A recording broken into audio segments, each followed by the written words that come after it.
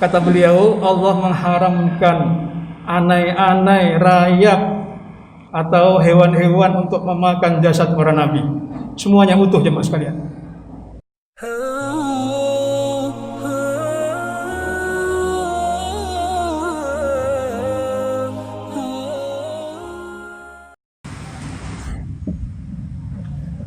Alhamdulillah, alhamdulillah bi ni'matihi tatimmus shalihat wa bi rahmatihi tatadha'aful hasanat. Asyhadu an la ilaha illallah wahdahu la syarika lah, biyadihil amr wa huwa ala kulli syai'in qadir. Wa asyhadu anna Muhammadan abduhu wa rasuluh arsalahu rahmatan lil alamin basyiran wa nadhira وداعيا إلى الله بإذنه وسراجا منيرا. اللهم صل وسلم وبارك وترحم على هذا النبي الكريم وعلى آله وأصحابه أجمعين. أما بعد، فيا عباد الله ويا إخوة الإيمان، أوصيكم ونفسي بتقوى الله فقد فاز المتقون. وقال الله تعالى في محكم تنزيله: أعوذ بالله من الشيطان الرجيم. يا أيها الذين آمنوا اتقوا الله حق تقاته ولا تموتن إلا وأنتم مسلمون. يا أيها الذين آمنوا اتقوا الله وقولوا قولا سديدا يصلح لكم أعمالكم ويغفر لكم ذنوبكم ومن يطع الله ورسوله فقد فاز فوزا عظيما. Saudara-saudaraku kaum muslimin jamaah salat Jumat rahimakumullah, marilah kita selalu berusaha untuk meningkatkan iman dan takwa kita kepada Allah dengan selalu melaksanakan seluruh perintah-perintahnya dengan penuh keridhaan dan keikhlasan, serta menjunjung tinggi syariatnya, menghormati dan membela Rasulnya. Jamaah sekalian, indikasi orang yang bertakwa selalu siap untuk menjauhi larangan-larangan Allah, tentu dengan semangat dan penuh rasa percaya bahwa larangan-larangan itu akan merusak diri kita. Karena itu umat Rasulullah, sebagai umat Rasulullah Muhammad sallallahu alaihi wasallam, kita selalu dibawa oleh Nabi kita supaya menjadi umat yang paling baik, khairu ummah, supaya menjadi ummatan wasato, umat yang tengah-tengah, yang mengedepankan keadilan dan kasih sayang, selalu menjadi ummatan muhdatun marhumah, umat yang selalu dibimbing oleh Allah, oleh wahyu yang dibawa oleh Nabi kita Muhammad sallallahu alaihi wasallam, umat yang diperintahkan untuk menjadi pelopor persatuan, dinamisasi kehidupan, dan jauh dari konflik jemaah sekalian. Namun demikian, dalam suasana hari Jumat yang penuh mulia ini, saya akan menyampaikan tentang wajibuna nahwar Rasul sallallahu alaihi wasallam. Apa kewajiban kita sebagai umat Rasulullah, sebagai orang yang beriman terhadap Rasul kita? Ini penting sekali karena mahabbatur Rasul termasuk mahabbatullah. Siapa yang mengaku cinta kepada Allah dan taat kepada Allah, syarat utamanya harus dia mampu mencintai Rasulullah dan harus berusaha taat kepadanya. Wa may yuti'ir Rasulullah wa may yuti'illah wa may yuti'ir Rasul faqad ata Allah. Barang siapa yang taat kepada Rasulnya, berarti tanda bahwa dia taat kepada Allah Subhanahu wa taala. Qul in kuntum tuhibbunallaha fattabi'uni, katakan Muhammad kepada umatmu, jika memang kalian betul-betul mencintai Allah, maka konsekuensi yang harus dibangun adalah fattabi'uni, ikuti aku, kata Rasulullah SAW. Kaum muslimin, Rasulullah sallallahu alaihi wasallam kita tahu betapa sayangnya kepada umatnya, betapa jasa-jasa beliau sangat besar kepada umat ini, dan itu enggak dibuat-buat. Sejarah membuktikan bahwa Rasulullah SAW dalam banyak event, dalam banyak munasabat, selalu matur kepada Allah supaya umatnya dimuliakan, supaya kalau perlu umatnya ini beriman semuanya. Kalau perlu dia mohon kepada Allah supaya semuanya menjadi penghuni surga. Tapi yang dikabulkan oleh Allah hanya 3/4. Karena penduduk surga, penghuni surga itu jumlahnya ada 100 20 shaf. Tapi shafnya besar-besar, tidak seperti shaf kita ini. Namun yang menjadi umat Muhammad yang masuk dikabulkan oleh Allah hanya 80 shaf. Luar biasa jemaah sekalian. Maunya Rasulullah semuanya. Dan Nabi kelak di hari kiamat menjadi saksi yang mewakili seluruh Nabi Muhammad SAW, menyatakan bahwa risalah Nabi-Nabi itu sudah benar, adalah risalah tauhid, tidak ada perbedaan. Maka siapa yang melanggar dari garis tauhid, dia akan nabrak kepada kerusakan dalam hidup ini, dan di akhiratnya tidak akan disapa oleh Allah pilihan sajanda, maka akan dimasukkan ke neraka. Maka Rasulullah menyatakan, "Ma min Yahudiyyin wala Nasraniyyin balaghathum da'wati wa lam yu'min bi dakhalan nar." Ketika saya hadir ke alam dunia ini diutus oleh Allah, dan semua ahlu kitab tahu melalui kitab-kitab mereka yang asli mestinya tahu siapa saya. Ini bukan kesombongan tapi perintah Allah, adalah Nabi Muhammad sebagai khatamul anbiya wal mursalin. Siapapun Yahudi maupun Nasrani yang telah sampai kepada mereka dakwahku, informasi tentang aku, tapi tidak mau beriman kepadaku, dia masuk neraka. Tidak peduli kepada orang senior yang tahu tentang agama yang lebih dulu daripada kita, tapi Allah telah menetapkan di dalam kitab masing-masing para nabi, kalau akan ada nabi terakhir, yaitu Nabi akhir zaman Rasulullah Sallallahu Alaihi Wasallam. Mencintai Nabi, kewajiban kita kepada beliau adalah menghidupkan sunnahnya. Sunnah ini bukan perlawanan wajib, bukan. Sunnah adalah ajaran beliau secara komprehensif, wajib untuk didukung, dipelihara, dihidupkan, terutama saat dilupakan oleh umat sendiri. Di dalam hadis dikatakan, bada'al islamu ghariban wa sayaudu ghariban. Islam ini dimulai, munculnya awal Islam itu dalam keterasingan di tengah-tengah bentuk kehidupan yang jauh dari wahyu Allah. Maka Islam menjadi gharib awalnya. Wa sayaudu ghariban, dan akan kembali di akhir zaman menjadi gharib. Gharibnya karena tidak diamalkan, karena dipinggirkan, karena tidak dipercayai, bukan oleh orang lain, oleh umatnya sendiri. Fatuba lil ghuraba, kata Rasulullah, maka beruntung orang-orang yang nampak terasa asing dalam kehidupan akhir zaman ini. Orang kalau berpegang kepada agama kayak megang bara, kata Rasulullah. Saking apanya? Saking umat Islam sendiri kurang peduli terhadap syariat Allah Subhanahu wa taala.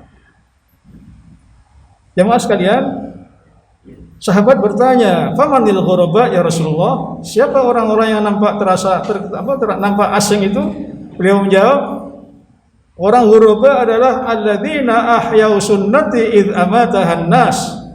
Orang-orang yang ketika sunnahku, ajaranku, risalahku diterlantarkan, dia masih berusaha memahami dan mengamalkan, berusaha meskipun tidak bisa sempurna. Minimal menghormati, menjunjung tinggi risalah Allah Subhanahu wa taala.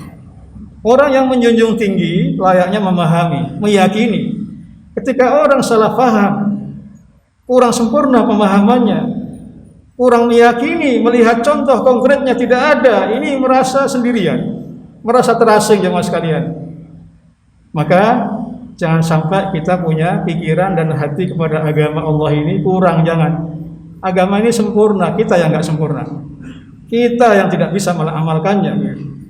Kaum muslimin sidang Jumat rahimakumullah, kita diwajibkan terhadap Rasulullah Sallallahu Alaihi Wasallam untuk selalu berdoa, membaca sholawat kepadanya, khususnya hari malam Jumat dan hari Jumat. Maka kita dianjurkan fa'akfirus sholawat, perbanyaklah sholawat kepada nabimu.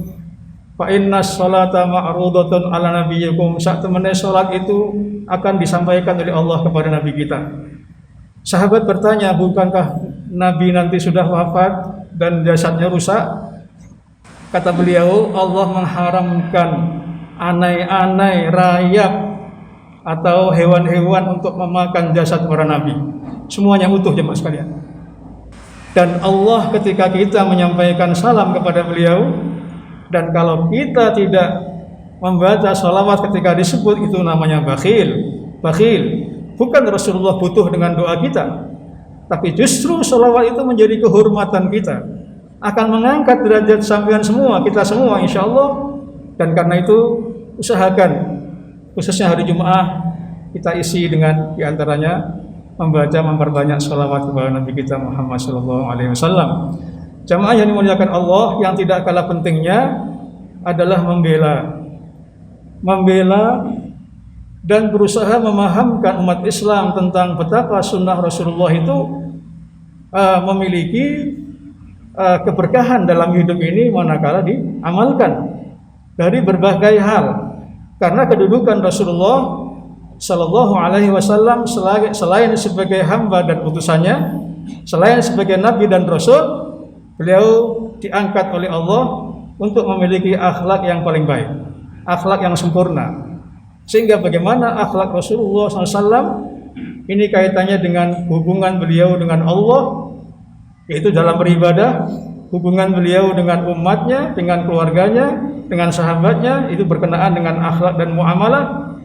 Sehingga seluruh yang disampaikan oleh Nabi dalam rangka memuliakan, menghindarkan umatnya dari kerusakan-kerusakan, dan sehingga karena manusia ini penuh kekurangan, maka Rasulullah SAW menganjurkan kita semua supaya melakukan perbaikan, evaluasi, dan sanggup untuk bertobat selalu kepada Allah Subhanahu wa Ta'ala.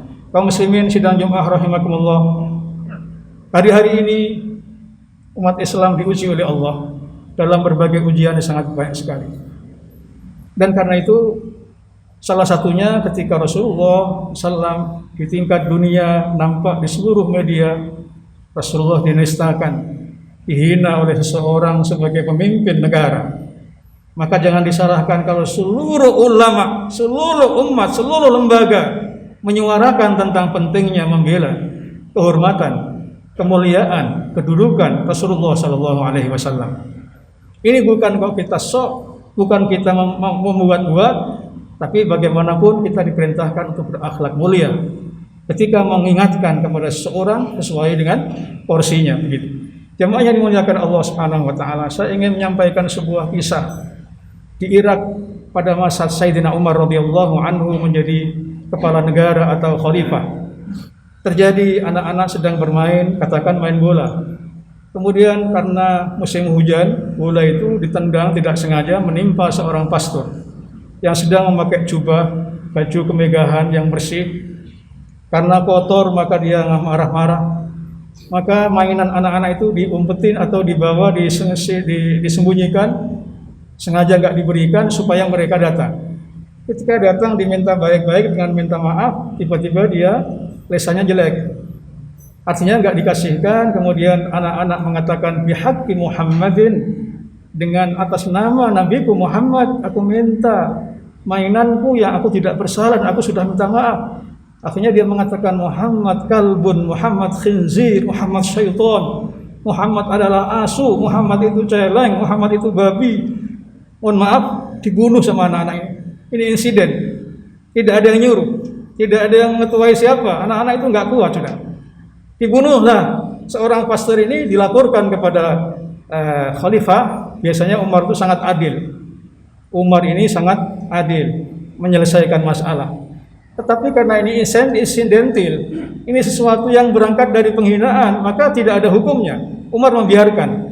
Ini bukan berarti umat Islam tidak menghadirkan keadilan, tetapi menghormati dan membela simbol-simbol agama mestinya harus diperhatikan oleh semua agama.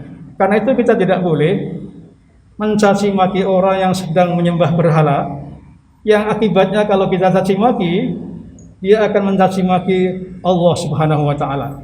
Jadi memulai berbuat sesuatu yang dengan sesuatu itu akan mengarah kepada penistaan agama, nggak boleh. Kita nggak boleh mancing-mancing, nggak boleh. Kita nggak boleh tidak memegang janji, itu harus, meskipun dengan orang kafir. Selama janji itu janji baik untuk kepentingan bersama, kita wajib untuk memenuhinya. Tapi ketika simbol-simbol agama dinistakan, Rasulullah paling nggak kuat. Kalau pribadi Rasulullah kemudian ditarik serbanya sampai pingget oleh seorang badui, Rasulullah tersenyum. Karena ini orang awam, orang kelaparan begitu.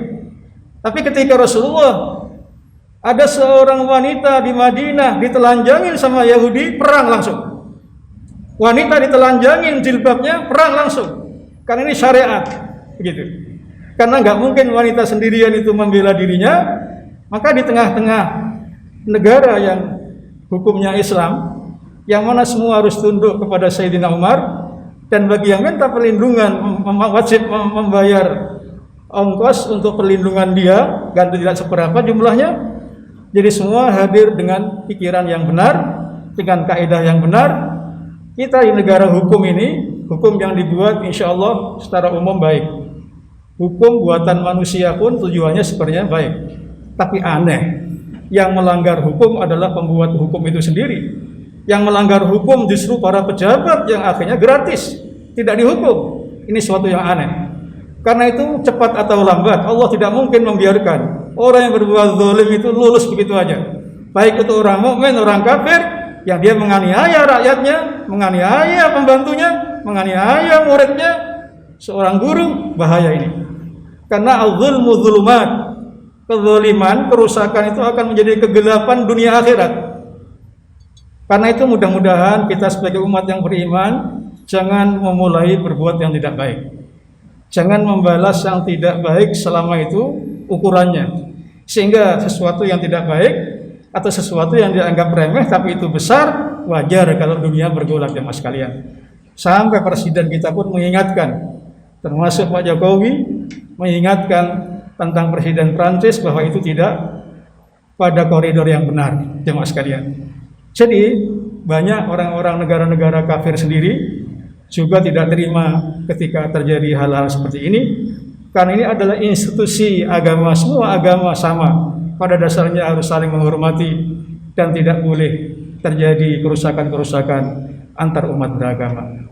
Demikian jemaah sekalian sedikit yang bisa kita bahas tentang wajibuna ma'ar rasuli sallallahu alaihi wasallam. Semoga kita termasuk umatnya yang selalu bisa menteladani Nabi kita Muhammad SAW, menghidupkan sunnah-sunnahnya, dan kita semua mohon kepada Allah semoga kelak di hari kiamat akan mendapatkan syafaat Rasulullah sallallahu alaihi wasallam, akan dibangkitkan oleh Allah dari kubur kita bersama Rasulullah, dan mudah-mudahan kita termasuk umatnya yang dikumpulkan sama beliau di surga nanti. Amin ya rabbal alamin.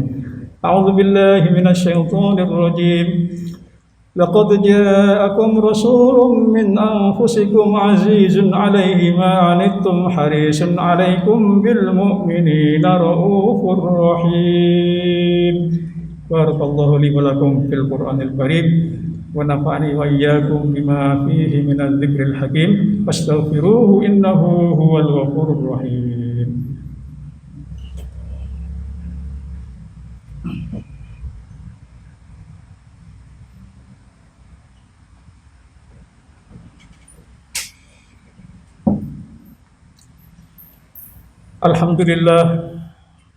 Alhamdulillahilladzi an'ama 'alaina bi ni'matil imani wal islam wa ja'alna min ahlil ilmi wal irfan.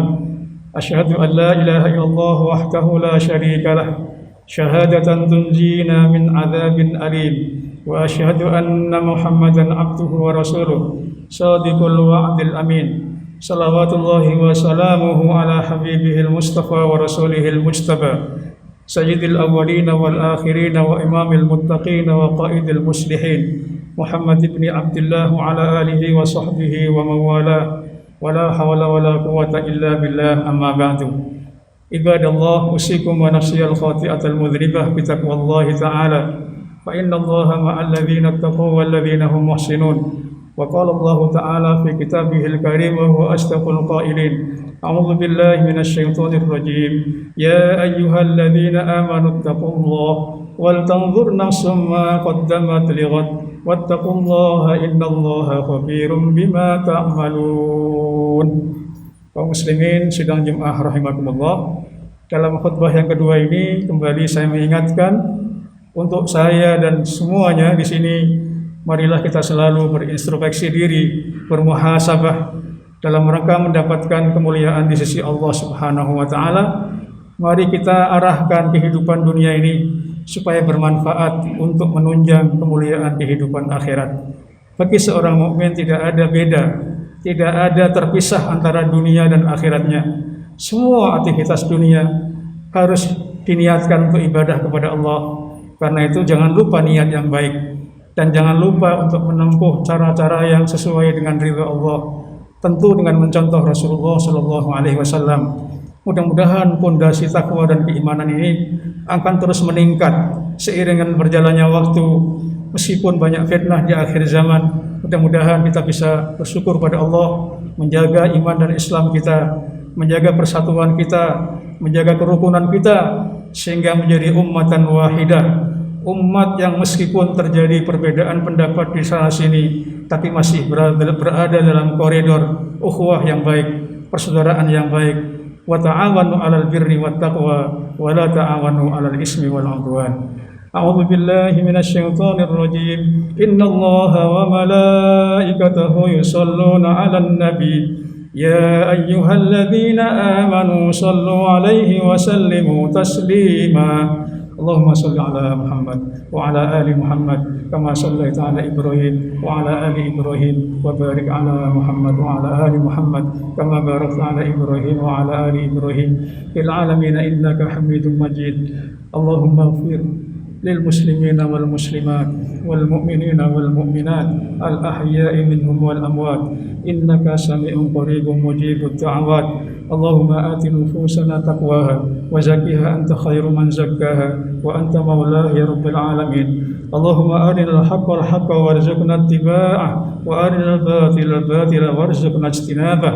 Allahumma la tada' lana fi maqamina hadha dhanban illa ghafartah wa la hamman illa farajtah wa la daynan illa qadaitah wa la aiban illa satartah wa la mu'siran illa yasartah wa la maridan illa syafaitah.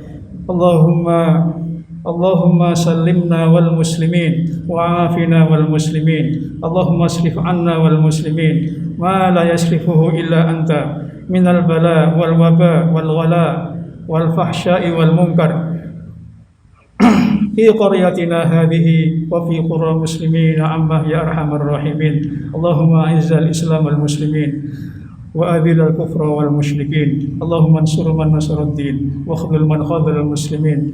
Rabbana atina fid dunya hasanah wa fil akhirati hasanah wa qina adzaban nar wa adkhilnal jannata ma'al abrar ya aziz ya ghaffar ya rabbal alamin walhamdulillahi rabbil alamin. Ibadallah, innallaha ya'murukum bil 'adli wal ihsan wa ita'i dzil qurba wa yanha 'anil fahsya'i wal munkari wal baghi ya'idukum la'allakum tadhakkaruna wa la dzikrullahi akbar.